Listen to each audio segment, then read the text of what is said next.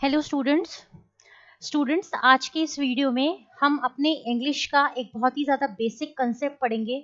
जैसे कि मैंने आपको अपने पुराने वीडियोस में बताया था कि हमें और आपको इस लाइफ में सस्टेन करने के लिए वी हैव टू कम्युनिकेट।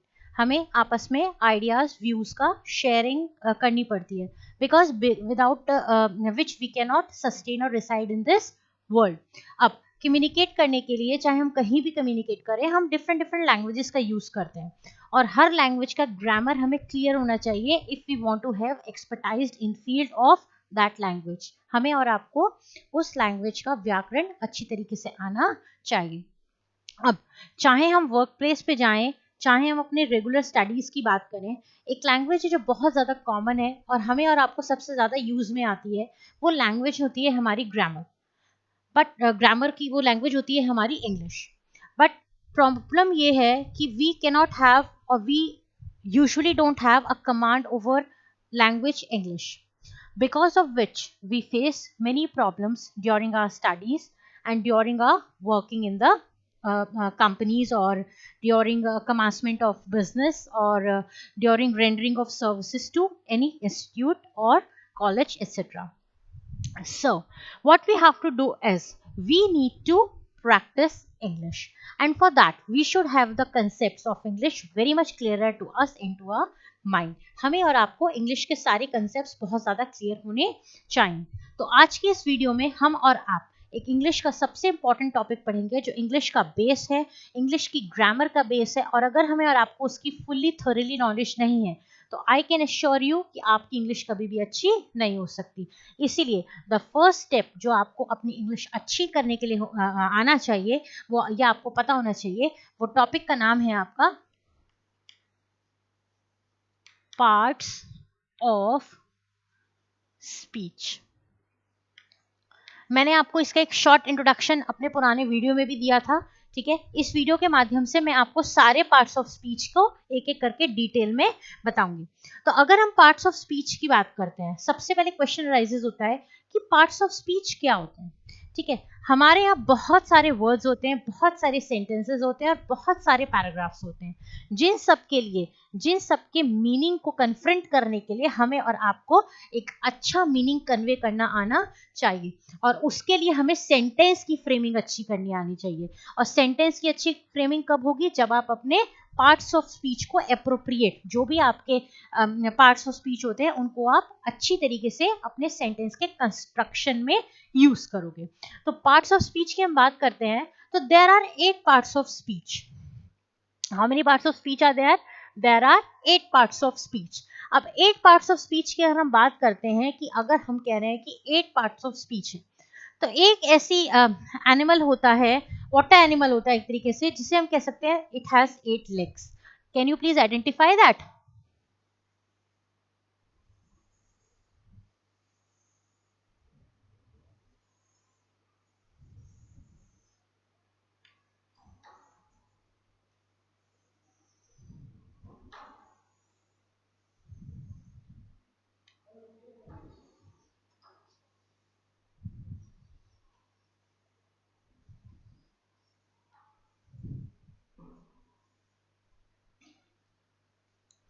इसका नाम होता है आपका ऑक्टोपस। इसका नाम आपका क्या होता है? Octopus. Octo means 8। Octopus has 8 legs. तो I am not very good at drawing, but फिर भी ये है कि just to make you concept clear हमने ये बनाया। ऑक्टोपस ये क्या है? आपके पार्ट्स ऑफ स्पीच, ठीक है। How many parts of speech are there? There are 8 parts of speech. और ऑक्टोपस के कितने लेग्स हैं? 8। 1 2 3 4 5 6 7 एंड 8। और कितने पार्ट्स ऑफ स्पीच होते हैं? 8। तो सबसे पहला पार्ट्स ऑफ स्पीच कौन सा होता है आपका? सबसे पहले पार्ट्स ऑफ स्पीच का नाम आपका होता है नाउन। सबसे पहला पार्ट्स ऑफ स्पीच का नाम आपका क्या होता है? नाउन। दूसरा कौन सा है आपका? प्रोनाउन। तीसरा कौन सा है आपका? वर्ब। फोर्थ कौन सा है आपका? Adverb. Noun, pronoun, verb, adverb, adjectives, preposition,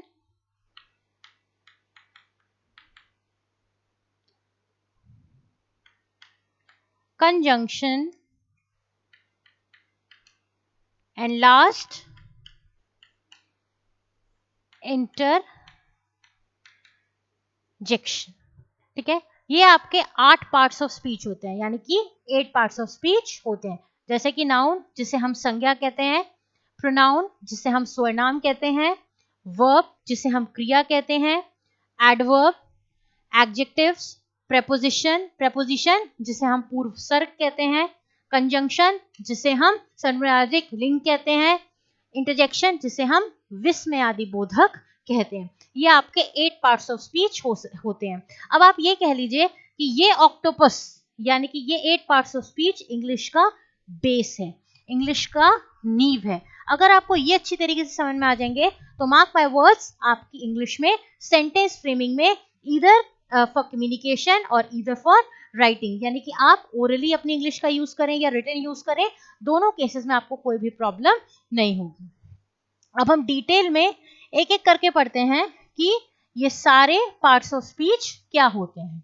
ठीक है, मैं आपको सारे पार्ट्स ऑफ स्पीच का एक एक काइंड पढ़ाऊंगी, प्लस इनके रिलेटेड जो भी थ्योरी होती है वो इस वीडियो के माध्यम से हम देखेंगे, और साथ के साथ हम हर टॉपिक के खत्म होने के बाद एक ना एक एक्सरसाइज भी उसमें सॉल्व करेंगे। तो सबसे पहले अगर हम बात करते हैं तो सबसे पहला पॉइंट आपका क्या है, नाउन। सबसे पहला पार्ट्स ऑफ स्पीच आपका क्या है, नाउन। नाउन का मतलब क्या होता है, हिंदी में हम नाउन को कहते हैं संज्ञा। अब नाउन क्या होता है, a noun is a name of a person, place, animal or thing. Noun क्या होता है, नाउन क्या होता है, noun is a name of a person, place, animal और अ थिंग। नाउन यानी कि हिंदी में जिसे हम क्या कहते हैं, संज्ञा। संज्ञा क्या होता है, संज्ञा का मतलब होता है किसी व्यक्ति विशेष का नाम, किसी जगह का नाम, किसी जानवर का नाम या किसी चीज का नाम, ये सब चीजें आपकी संज्ञा यानी कि नाउन कहलाता है। तो नाउन क्या होता है, नाउन का मतलब होता है, दोबारा मैं बताती हूँ, it is a name of a person, किसी इंसान का नाम, किसी जगह का नाम, किसी जानवर का नाम या किसी चीज का नाम आपका नाउन कहलाता है। अब इसके कुछ एग्जाम्पल्स हम ले लेते हैं कि नाउन क्या होता है। अगर हम नाउन का पहला एग्जाम्पल लेते हैं with special reference to person, हम नाउन का एग्जाम्पल लेते हैं पर्सन के नाम पे। फॉर एग्जाम्पल, स्वामी विवेकानंद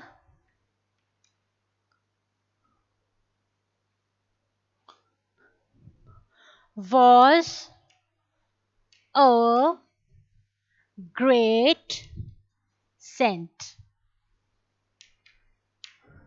ठीक है, Swami Vivekananda was a great saint। अब बात आती है कि इसमें नाउन क्या है। सबसे पहले हम इसके एक एक वर्ड को पढ़ते हैं और आइडेंटिफाई करने की कोशिश करते हैं कि क्या है। सबसे पहले इसमें लिखा है स्वामी विवेकानंद। क्या Swami Vivekananda is a name of a person? Is Swami Vivekananda a name of a place? Is Swami Vivekananda name of a animal? और is Swami Vivekananda a thing?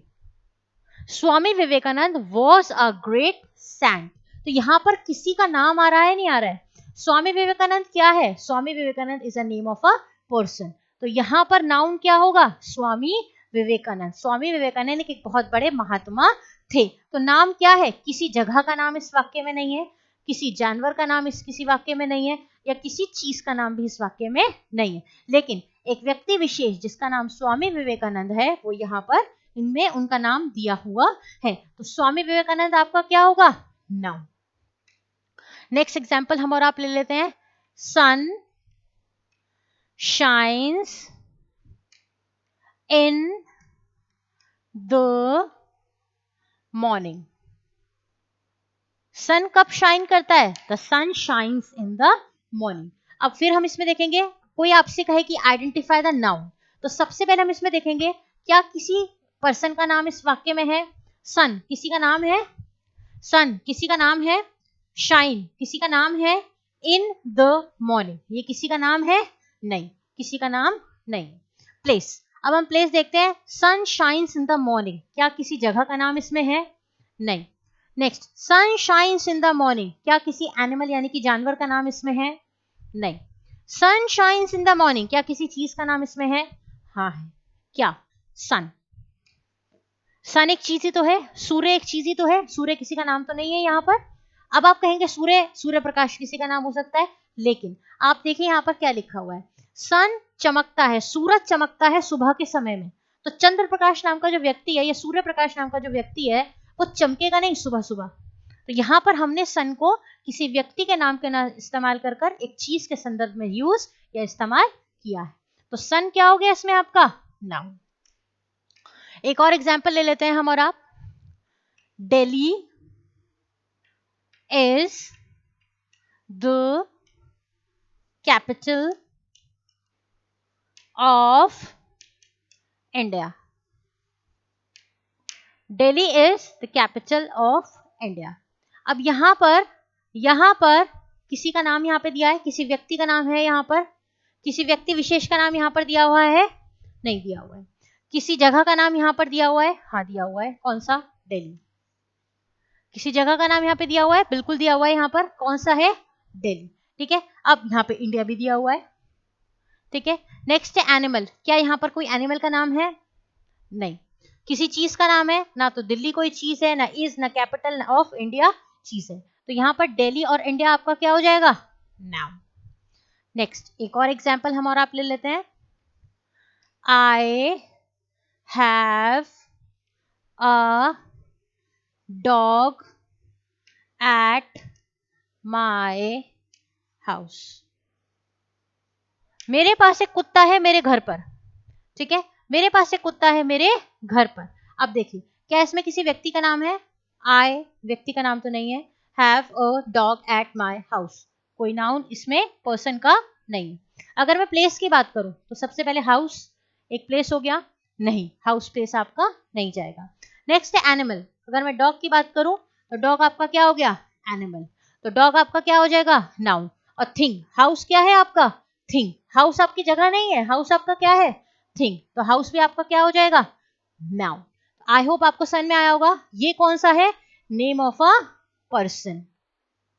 ये क्या है? प्लेस। ये क्या है? एनिमल। और ये क्या है आपके? थिंग। तो ये सब आपके क्या है? नाउन। ठीक है, जिसे हिंदी में हम और आप संज्ञा कहते हैं। अब नेक्स्ट टॉपिक, आई होप आपको समझ में आ गया होगा नाउन क्या होता है। अब हम और आप नेक्स्ट टॉपिक पढ़ेंगे, जिस टॉपिक में हम पढ़ेंगे how many kinds of nouns are there.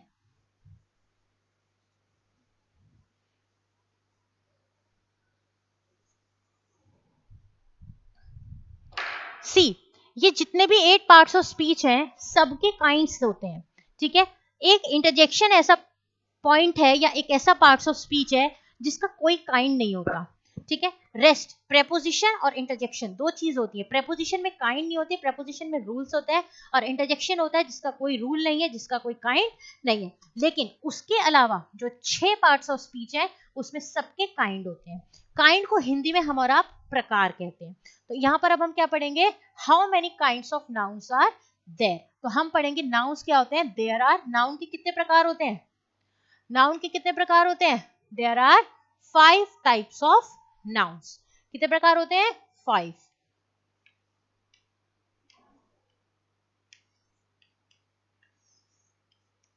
ठीक है, यहां हम क्या पढ़ रहे हैं? काइंड ऑफ या काइंड्स ऑफ नाउन। ठीक है, नाउन कितने प्रकार के होते हैं। सबसे पहला होता है आपका प्रॉपर नाउन। अभी मैं सारे आपको डिटेल में बताऊंगी ये सब। सबसे पहला कौन सा होता है आपका? Proper noun. दूसरा होता है आपका कॉमन नाउन। तीसरा होता है आपका कलेक्टिव नाउन। चौथा होता है आपका एब्स्ट्रैक्ट नाउन। और फिफ्थ वाला यानी कि लास्ट वाला होता है आपका मटीरियल नाउन। ठीक है, हम याद करेंगे how many kinds of nouns are there, there are 5 kinds of noun. How many kinds of noun are there, there are 5 kinds of noun. सबसे पहला कौन सा होता है, proper noun, common noun, collective noun, abstract noun और last में material noun. अब हम सारे काइंड्स को डिटेल में पढ़ेंगे। सबसे पहला हमारा नाउन कौन सा होता है, प्रॉपर नाउन। ठीक है, अब हम पढ़ेंगे कि प्रॉपर नाउन क्या होता है।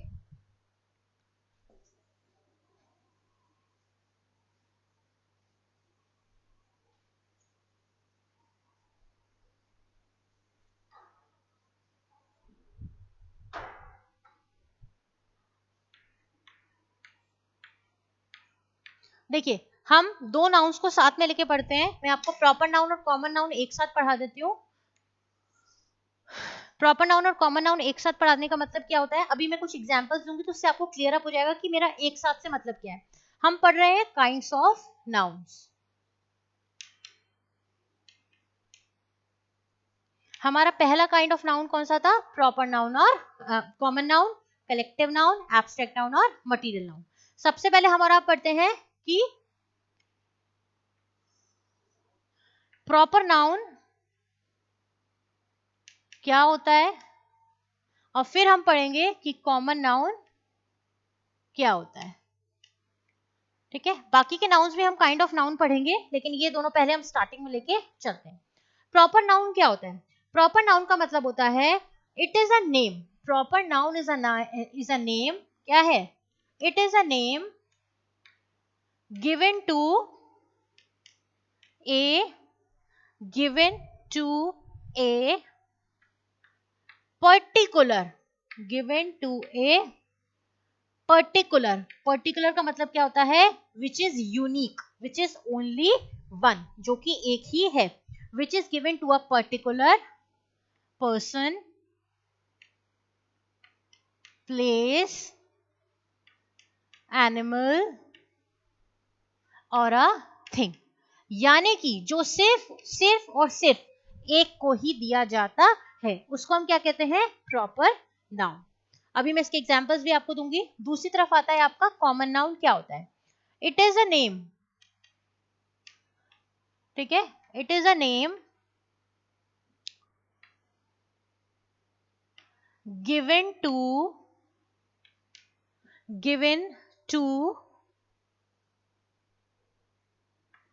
ऑल मतलब सब, यानी कि विच इज कॉमन, कॉमन मतलब कोई भी हो सकता है, given to all person, place, animal और थिंग। आई होप आपको समझ में आ गया होगा। जब हम और आप कोई एकमात्र नाम किसी एक व्यक्ति को, किसी जगह को, किसी जानवर को या चीज को देते हैं, तो उसको हम और आप प्रॉपर नाउन कहते हैं। ठीक है, और जब हम और आप कोई भी नाम, यानी कि ग्रुप में जब हम कोई बात होती है, एक तरीके से कॉमन है, मतलब उसे शब्द को पढ़ के मुझे ये समझ में नहीं आ रहा कि असल में वो चीज क्या है, अभी इसके बारे में एग्जाम्पल देंगे तो आपको समझ में आ जाएगा। प्लेस, एनिमल और थिंग, किसी को, सबको दे देते हैं हम, किसी को नहीं सबको दे देते हैं हम और आप, तो वो चीज आपकी होती है कॉमन। ठीक है, तो कौन सा नाउन होता है आपका, कॉमन नाउन। अब हम इनके एग्जाम्पल्स लेके चलते हैं। ठीक है, अब हम इनके एक एक करके एग्जाम्पल्स लेके चलते हैं। जैसे फॉर एग्जाम्पल मैंने आपसे कहा बॉयज, क्या आपको समझ में आ रहा है कि मैं बॉयज से किसकी बात कर रही हूँ, मैं राम की बात कर रही हूँ, मैं श्याम की बात कर रही हूँ, मैं रोहन की बात कर रही हूँ, मैं राजू की बात करूँ, कुछ भी समझ में नहीं आया। तो बॉयज आपके क्या हो गए, कॉमन। बॉयज क्या हो गए आपके, कॉमन, यानी कि बॉयज हो गया आपका कॉमन नाउन। नेक्स्ट हो गया आपका मेन, विमेन और गर्ल्स या गर्ल, आपको समझ में आया। ठीक है, गर्ल्स यानी कि लड़कियां, लड़के, आदमी और औरत। आपको इससे कुछ समझ में आ रहा है। अब औरत कोई भी हो सकती है, ठीक है, मिसिस गुप्ता भी हो सकती है, मिसिस अग्रवाल भी हो सकती है, मिसिस शर्मा भी हो सकती है, कोई भी हो सकती है। ठीक है, तो विमेन में और गर्ल में आई होप आपको डिफरेंस पता होगा। गर्ल रीता हो सकती है, सीता हो सकती है, रानी हो सकती है, रेखा हो सकती है, कोई भी आपकी लड़की का नाम हो सकता है। लेकिन ये सब आपके क्या हो गए, कॉमन। बट प्रॉपर क्या होंगे, अगर मैंने किसी पर्टिकुलर बॉय का नाम लिया, अगर मैंने किसी पर्टिकुलर बॉय का नाम लिया, फर्ज कर लीजिए रजत, फर्ज कर लीजिए रजत, तो Rajat is a particular name of a person, तो रजत क्या होगा आपका प्रॉपर नाउन। प्रॉपर क्यों होगा, क्योंकि क्या है रजत, पर्टिकुलर पर्सन की मैं बात करूं, पर्टिकुलर एक लड़के की बात करूं जिसका नाम क्या है रजत। यहां पर मैं बॉयज की बात कर रही थी और ऑल पर्सन यानी कि सारे लड़कों की मैं बात कर रही थी। नेक्स्ट मैन की अगर मैं आपसे बात करती हूँ, मैंने कहा I have given this pen to mister Gupta. Mister Gupta आपके क्या हो गए, मिस्टर गुप्ता आपके क्या हो गए main, particular person. Women, women क्या, मिसेस गुप्ता। और गर्ल्स, ठीक है, रानी, पूजा, एटसेट्रा। ये क्या हो गए आपके प्रॉपर नाउन हो गए, ठीक है। नेक्स्ट हम बात करते हैं, नेक्स्ट हम बात करते हैं, अगर हम कॉमन नाउन की बात करते हैं और हम प्रॉपर नाउन की बात करते हैं, तो नेक्स्ट आता है आपका days and months, days and months. अब मैंने कहा डे, आपको समझ में आया मैंने हफ्ते के कौन से दिन की बात करी, नो। बट मैंने आपसे कहा particular day, today is which day, अब समझ ही नहीं आया, मंडे भी हो सकता है, ट्यूसडे भी हो सकता है, Wednesday, Thursday, Friday, Saturday, Sunday, any of the day. But मैंने कहा today is Tuesday, today is Tuesday, तो मैंने आपसे पर्टिकुलरली पर्टिकुलर एक डे की बात की, ठीक है। मंथ्स, ठीक है, या मंथ आप कह सकते हैं। मैंने आपसे कहा अप्रैल, तो अप्रैल मतलब क्या हुआ, मैंने एक पर्टिकुलर महीने की बात आपसे की। बट मैंने आपसे कहा मंथ्स, तो मंथ्स क्या हो गए आपके कॉमन, कोई भी हो सकते हैं, जनवरी हो सकता है, फरवरी हो सकता है, मार्च हो सकता है, अप्रैल हो सकता है, मई हो सकता है, कोई भी हो सकता है। नेक्स्ट हम बात करते हैं डेज और मंथ्स के बाद हम बात करते हैं कंट्रीज की।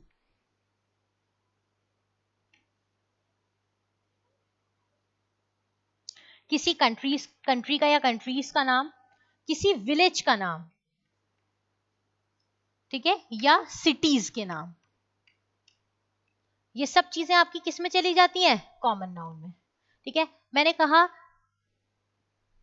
There are many countries those who are suffering from कोविड-19। अब आपको समझ में आया मैं कौन सी कंट्री की बात कर रही हूँ, नो। बट अगर मैं आपसे कहूं कंट्रीज में पर्टिकुलरली, मैंने आपसे कहा इंडिया, विलेज, कोई भी विलेज का नाम आप ले सकते हैं, एग्जाम्पल रामपुर, रामपुर एक गांव का नाम हो गया। City Delhi, particular particular particular यानी कि मैंने क्या दिए आपके पर्टिकुलर प्लेस के नाम दिए आपके, ठीक है। नेक्स्ट मैंने कहा आई लाइक सेलिब्रेटिंग फेस्टिवल्स। अब मैंने कॉमन फेस्टिवल्स की बात कर दी, फेस्टिवल मतलब मुझे होली भी पसंद है, मुझे दिवाली भी पसंद है, मुझे दशहरा भी पसंद है। बट मैंने कहा I like celebrating Diwali, particular Diwali की बात करी मैंने, ठीक है। होली, क्रिसमस, ये सब आपके क्या होंगे प्रॉपर नाउन, और ये सब आपके फेस्टिवल्स क्या होंगे कॉमन नाउन। और एग्जाम्पल ले लेते हैं, और चीजें पढ़ लेते हैं थोड़ी सी। नेक्स्ट मैंने आपसे कहा एयरपोर्ट। अब एयरपोर्ट तो कोई भी हो सकता है, ठीक है। मैंने कहा ही इज ऑन एयरपोर्ट, अब आपको समझ में आया कि वो दिल्ली के एयरपोर्ट पे है या मुंबई के एयरपोर्ट पे है। मैंने आपसे कहा he is on IGI, he is on Indira Gandhi international airport, यानी कि मैंने आपको आईजीआई की बात बताई, मैंने आपसे आईजीआई एयरपोर्ट की बात की, पर्टिकुलर एयरपोर्ट की बात करी, दैट मीन्स प्रॉपर नाउन। अगर मैं आपसे किसी पार्क की बात करूं, he is playing in park, अब कौन से पार्क में खेल रहा है, कॉमन हो गया, पार्क कोई भी हो सकता है प्रॉपर। यहां पर क्या हुआ, मैंने कहा he is playing in Nehru park, तो मैंने आपको पर्टिकुलरली यानी कि एक की बात मैंने आपसे की, ठीक है। बिल्डिंग,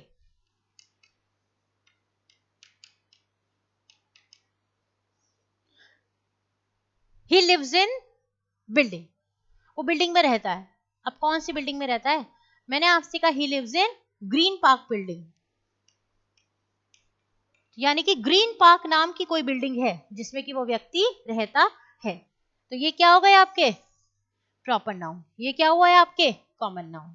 और ले लेते हैं, मैंने आपसे किसी ओशियन की बात की, ठीक है, मैंने आपसे कहा रिवर, ठीक है, मैंने आपसे कहा कोई माउंटेन, ये सब आपके माउंटेन रिवर ओशियन क्या होंगे कॉमन नाउन। लेकिन अगर मैं प्रॉपर नाउन की बात करूं, मैंने कहा ओशियन, ओशियन का नाम मान लीजिए मैंने कह दिया पैसिफिक ओशियन, एकमात्र ओशियन हो गया रिवर, मैंने कहा गंगा। माउंटेन, कोई भी माउंटेन हो सकता है, मैंने कहा माउंट एवरेस्ट। ये सब आपके क्या हो गए, ये सब आपके माउंटेन्स हो गए। और एग्जाम्पल ले लेते हैं हमारा, मान लीजिए मैंने कहा कोई लेक, ठीक है, मैंने कहा लेक। अब लेक अगर मैंने आपसे पर्टिकुलर किसी लेक का नाम लिया, आप ले लीजिए for example Dal lake. Dal lake is a very famous lake, आपको पता होगा, श्रीनगर में है डल लेक, कश्मीर में जिसे हम और आप कहते हैं, ठीक है, कोई आइलैंड है। मैंने आपसे कहा they are spending their holidays on islands, ठीक है। फॉर एग्जाम्पल अगर मैं आइलैंड्स की बात करूं, कोई एक एग्जाम्पल दे दीजिए आइलैंड का, फॉर एग्जाम्पल मालदीव्स,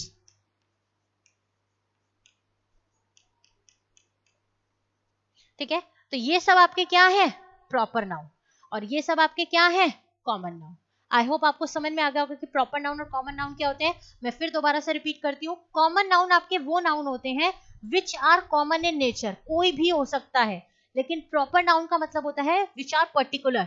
पर्टिकुलर का मतलब यहाँ पर आपका क्या है, विच आर यूनिक, या which the things which is only one in your contact or only one in the world, they are unique in nature, they are called as proper noun। और common noun क्या होता है, which is the name which is given to all, किसी को भी दिया जा सकता है। आई होप 5 नाउन में से आपको 2 नाउन क्लियर हो गए होंगे, proper noun, common noun, collective noun, abstract noun और मटीरियल नाउन। तो आपको कॉमन नाउन और प्रॉपर नाउन समझ में आ गया होगा। अब हम थर्ड नाउन के बारे में पढ़ते हैं, जिस थर्ड नाउन का नाम आपका क्या है, कलेक्टिव नाउन। अब क्वेश्चन आता है कि कलेक्टिव नाउन क्या होता है। क्वेश्चन आता है कलेक्टिव नाउन का मतलब क्या होता है। कलेक्टिव का मतलब होता है कलेक्ट करना। कलेक्ट करने का मतलब क्या होता है, किसी चीज को एकत्रित करना। एकत्रित करने का मतलब क्या होता है, इकट्ठा करना, यानी कि जिन चीजों को हम और आप एक समूह में संबोधित करते हैं, जिन चीजों को हम और आप एक समूह के नजरिए से दृष्टिकोण से देखते हैं, उन नाउन्स को हम और आप कलेक्टिव नाउन कहते हैं। हम ये भी कह सकते हैं कि what are collective nouns, collective noun is a name, क्या है, इट इज अ नेम, ठीक है, विच इज गिवन टू, या it is a group of, it is a name which is given to a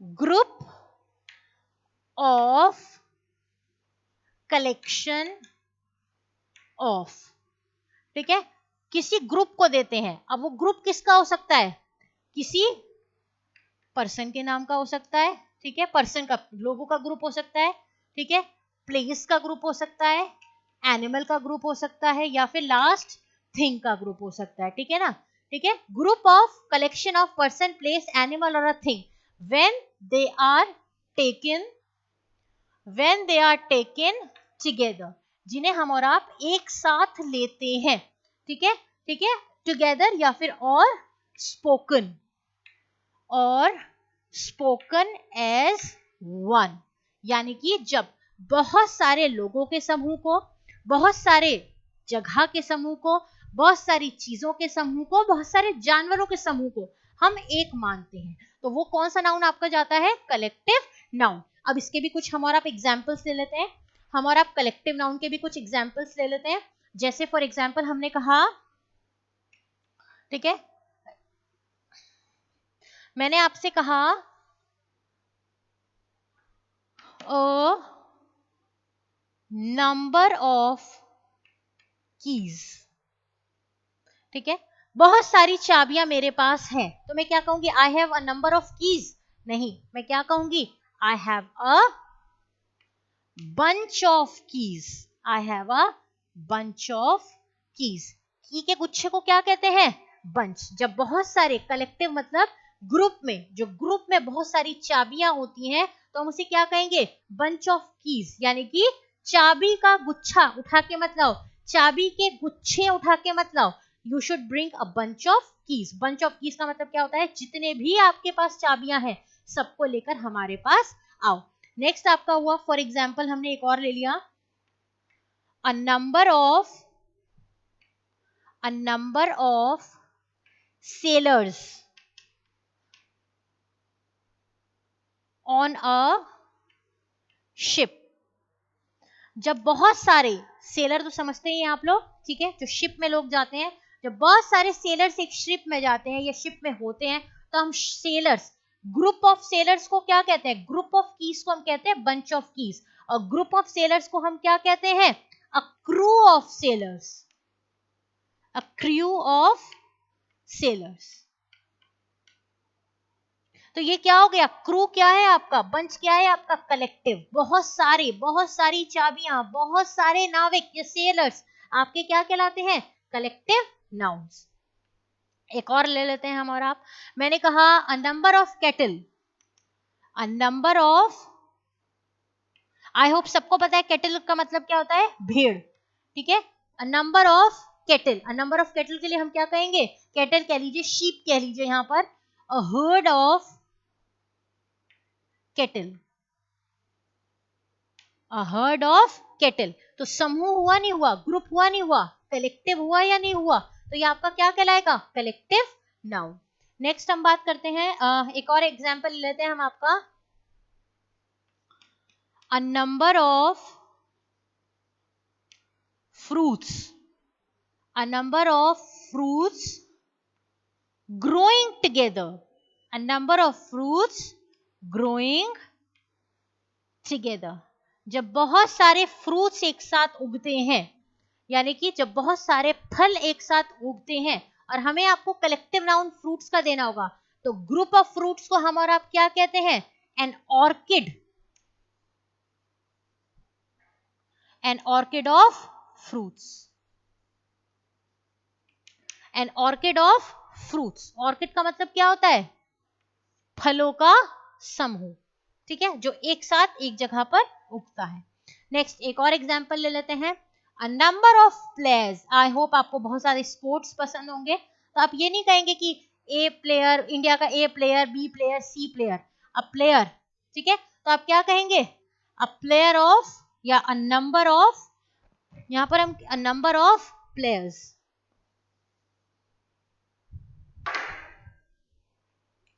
a number of, number of players क्या कहलाया जाएगा यहां पर आपका? A team of players. Team क्या है आपका? कलेक्टिव नाउन, ठीक है। टीम का मतलब क्या हो गया? खिलाड़ियों के समूह को हम और आप टीम कहते हैं। नेक्स्ट है आपका flowers, a number of flowers, ठीक है। आप किसी को अगर बहुत सारे फूल देते हो तो आप ये नहीं कहोगे मैंने उसे फूल दिया, मैंने कहा, आप क्या कहोगे? मैंने उसको फूलों का गुच्छा दिया। नंबर ऑफ फ्लावर्स को हम क्या कहते हैं? A bouquet of, a bouquet of flowers.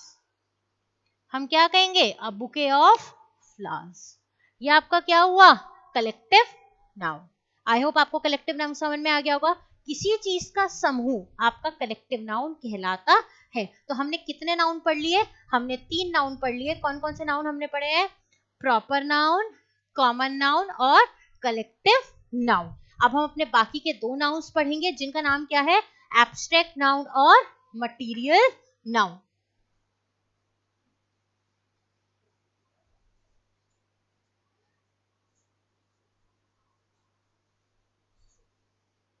Students ये सब आपको आना बहुत ज्यादा जरूरी है।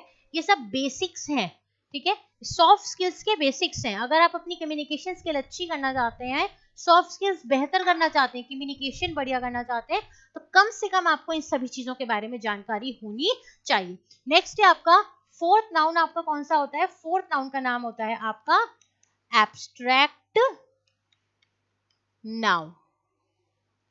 अब एब्स्ट्रैक्ट का मतलब क्या होता है? ये कोई बुक का एब्स्ट्रैक्ट नहीं है।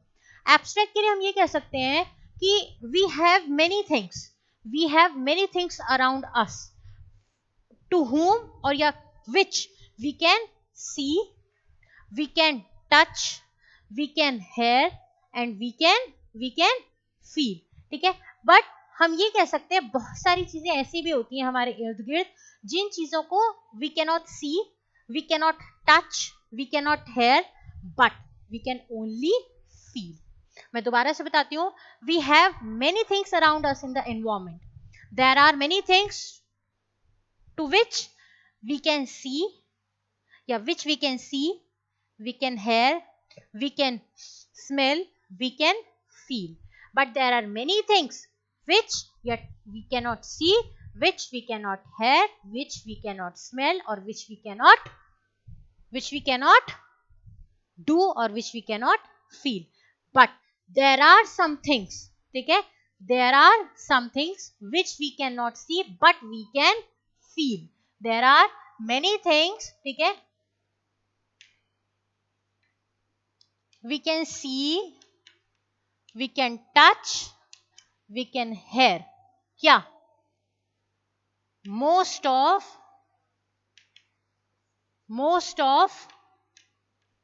nouns, ठीक है, but there are some nouns,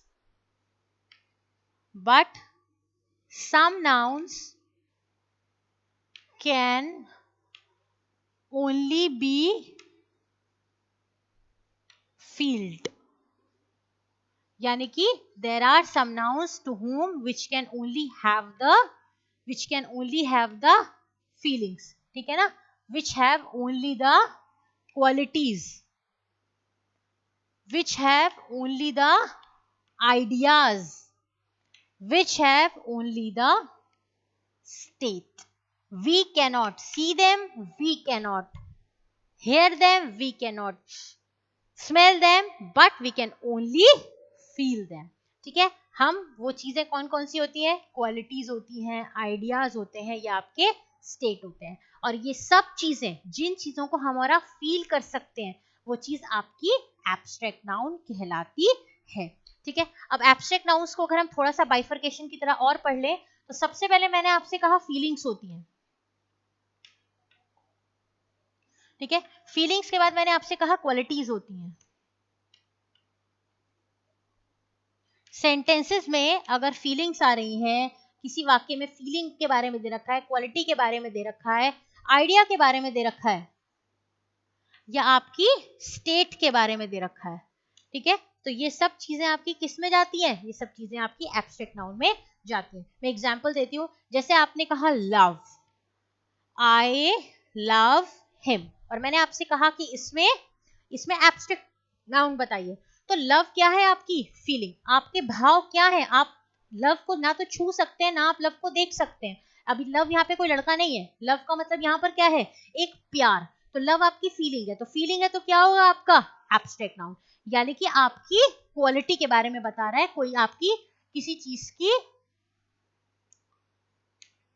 विशेषता बता रहा है या किसी चीज की फीलिंग बता रहा है, वो सब आपकी चीजें क्या होती है? Abstract noun. लव हो गया आपका, my father is very angry with me, ठीक है, तो एंग्री या एंगर क्या रहेगा आपका? फीलिंग, तो फीलिंग में आ गया आपका। तीसरा हेट, आई हेट हिम, तो हेट आपका क्या हो गया? फीलिंग हो गई, ये भी आपका कौन सा होगा? Abstract noun. नेक्स्ट हो गया आपका सिंपैथी, मैंने उसको सिंपैथी दिखाई, मैंने उसको सहानुभूति दिखाई, आपने उसे कौन सी फीलिंग दिखाई? Abstract noun. एब्स्ट्रैक्ट नाउन मतलब आप एक लाइन वर्ड में समझ जाइए, फीलिंग। क्वालिटी, जैसे कि मैंने यहां पे लिखा, स्टेट और आइडिया, ये सब चीजें आपकी किस में जाती हैं? एब्स्ट्रैक्ट नाउन में। अगर मैं क्वालिटीज की बात करूं तो Ram is a brave boy, तो मैंने उसकी क्या बताई? आपकी क्वालिटी, तो ब्रेवरी या ब्रेव क्या हो गया आपका? ठीक है, एब्स्ट्रैक्ट नाउन। ब्रेवरी कह लीजिए, ब्रेव कह लीजिए। Next, he is an honest child. Honesty, honesty क्या है उसकी क्वालिटी, ईमानदारी, क्या होगी आपकी एब्स्ट्रैक्ट नाउन। तीसरा हम कहते हैं काइंडनेस, वो लड़का बहुत दयालु है, या वो बच्चा बहुत दयालु है, या वो आदमी बहुत दयालु है, या वो महिला बहुत ज्यादा दयालु है। तो हम क्या बता रहे हैं, क्वालिटी बता रहे हैं। तो क्वालिटी क्या होगी आपकी abstract noun. Next, wisdom, wisdom भी एक क्वालिटी होती है इंसान की, ठीक है, तो विजडम भी आपकी क्या जाएगी एब्स्ट्रैक्ट नाउन। अब अगर मैं आइडिया की बात करती हूँ, मैं कहती हूँ आई ट्रस्ट हिम, ठीक है, I trust my brother a lot. तो ट्रस्ट क्या है, एक तरीके की क्वालिटी हो गई, एक तरीके का आइडिया हो गया, एब्स्ट्रैक्ट नाउन, क्वालिटी नहीं सॉरी, एक ट्रस्ट आपका क्या होगा आइडिया होगा। Next, truth, we should always speak the truth. आप क्या बता रहे हैं, आप एक आइडिया दे रहे हैं किसी को कि आपको हमेशा सच बोलना चाहिए। Justice, you should always fight for justice, या should always stand for justice. आपका आइडिया क्या है कि मुझे हमेशा न्याय के लिए खड़ा होना है। नेक्स्ट क्या है आपका थॉट, आपका कोई सोच है, वो भी आपकी एक आइडिया है, तो क्या जाएगी वो एब्स्ट्रैक्ट नाउन। अगर मैं स्टेट की बात करूं, स्टेट मतलब कंडीशन की बात करूं, तो चाइल्डहुड, चाइल्डहुड बचपन तो सबने जिया है, तो चाइल्डहुड आपका क्या होगा एब्स्ट्रैक्ट नाउन। और क्या एब्स्ट्रैक्ट नाउन हो सकता है, कोई क्वालिटी बताइए, कोई स्टेट बताइए, पावर्टी। नेक्स्ट आपका क्या हो सकता है पावर्टी, मतलब गरीबी, गरीबी रेखा के नीचे रहते हैं, they those people live under poverty. तो पावर्टी आपकी क्या है स्टेट, आपकी कंडीशन है कि आप पावर्टी में रहते हैं। यूथ, ठीक है, और लास्ट आपका हो सकता है फ्रीडम, आपका क्या हो सकता है फ्रीडम। स्लीप, आप स्लीप कर रहे हैं, आपकी कंडीशन क्या है आप सो रहे हैं, ठीक है, तो ये क्या हो गया आपका फ्रीडम। अगर हम चाहें तो हम स्लीप को हटा भी सकते हैं, हम खाली क्योंकि हमने सबके कम कम लिए हैं तो हम इसका भी एक कमी लेंगे, ठीक है, 1 2 3 4 1 2 3 4 1 2 3 4 1 2 3 4, ठीक है, ये आपका खत्म हो जाता है एब्स्ट्रैक्ट नाउन। आई होप आपको समझ में आ गया होगा। अब लास्ट हम पढ़ेंगे हमारा मटीरियल नाउन क्या होता है, आप उसे कॉपी कर सकते हैं अगर आप करना चाहें तो, ठीक है। लास्ट हमारा कौन सा होता है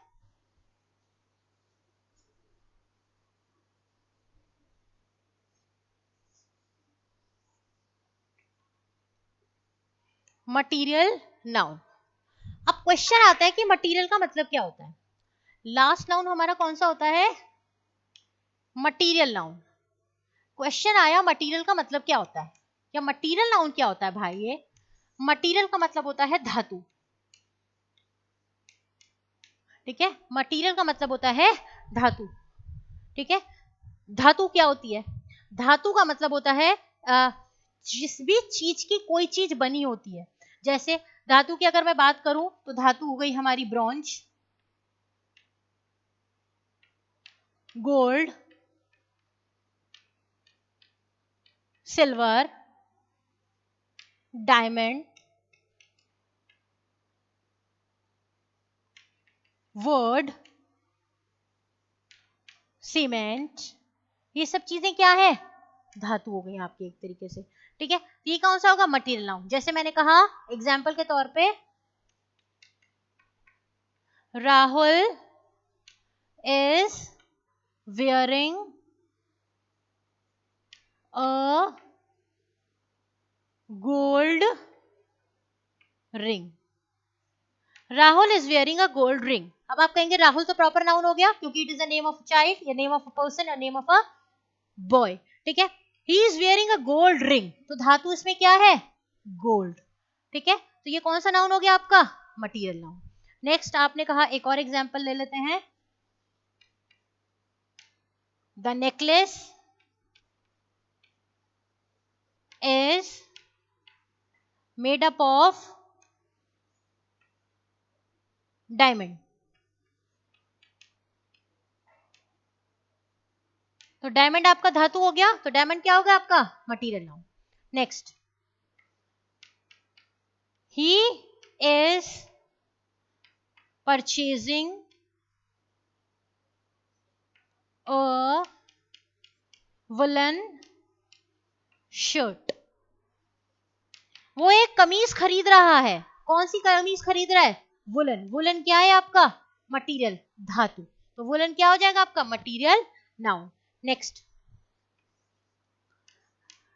the table is made up of plastic. तो प्लास्टिक आपका क्या है? मटीरियल, धातु। ठीक है, लास्ट एग्जाम्पल हम और आप ले लेते हैं। ठीक है, he is making a wooden chair. वो एक लकड़ी की कुर्सी बना रहा है। तो वुडन क्या है आपका? वुडन हो गया आपका मटीरियल। मटीरियल मतलब क्या हो गया आपका? धातु। ठीक है, आई होप आपको ये सब चीजें समझ में आ गई होंगी, यानी कि आपको सारे नाउन्स क्लियर हो गए होंगे। ठीक है, अब नेक्स्ट लेक्चर में हम और आप नाउन के और भी इंपॉर्टेंट कंसेप्ट्स हैं, जैसे noun number, noun genders, compound noun, ये सब चीजें पढ़ेंगे। ठीक है, इस लेक्चर में हमने इंपॉर्टेंट चीज क्या पढ़ी? That we have 5 kinds of noun. Proper noun जिसमें पर्टिकुलर चीज के बारे में बात करते हैं, कॉमन नाउन किसी भी चीज के बारे में बात करते हैं, कलेक्टिव नाउन एक समूह की बात करते हैं, एब्स्ट्रैक्ट नाउन किसी की क्वालिटी, किसी की स्टेट, किसी की फीलिंग, किसी के आइडिया की बात करते हैं।